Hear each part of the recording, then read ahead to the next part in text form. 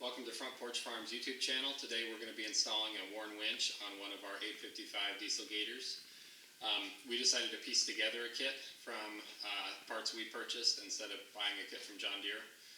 You get a 4,500 pound winch from John Deere and the kit to install it for about $900, whereas I was able to buy this kit with the installation parts and cables and for $180, and then this is a 4,000 pound Vantage winch off eBay for about $300. So we're saving a few dollars. As often as we use a winch, this should be plenty good for what we're using it for.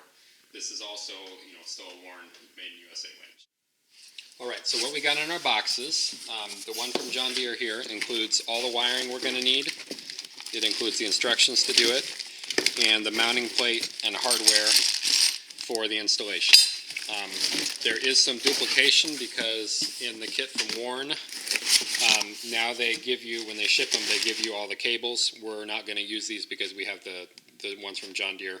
So we are going to have some duplication, but this kit is the only way to get that mounting bracket and hardware and make sure we get everything you need. So anyway, let's go ahead and unpack this and we'll start installing.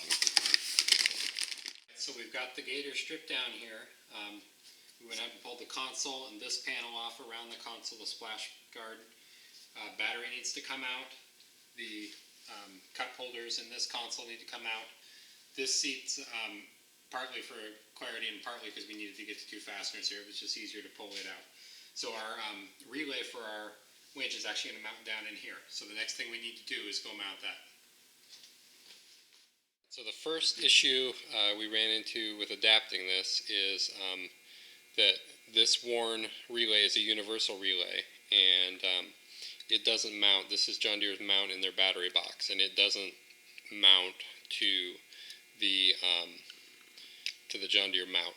So we're going to go ahead and use this piece of strapping that I had in the shop to make a mount, to mount that to there. So here's our completed mounted relay, and we'll go ahead and we'll mount that in the battery box of the Gator now. One thing I wanted to mention on this is when we decided to do this, we weren't sure whether a 4,000 pound winch would fit on John Deere's plate. And if you go on Warn's website, you can look up the 4,500 pound winches, and all their winches from 2,000 pound up to the 4,500 pound have the same bolt pattern here. And so at that point I knew that basically we could mount any Warn winch we wanted to this plate. So if you get the kit from John Deere with this plate, you're pretty much good to go with any Warn winch currently available now. Alright, so we did get the winch mounted. We ended up running the wires on this driver's side, and come around here so you can see, and then up the frame on that side, making sure we stayed away from any pinch points or anything that could contact. So this is the wiring harness on top under the hood. This gives us power so that the solenoid is only activated when the key is on, so you're not running your battery down. Then this lead that comes off of it here is to go to the handheld remote. Back under the hood here, this is the John Deere harness that came with the mounting kit. That just plugs into their harness. This is taking power back to the relay and for the switching.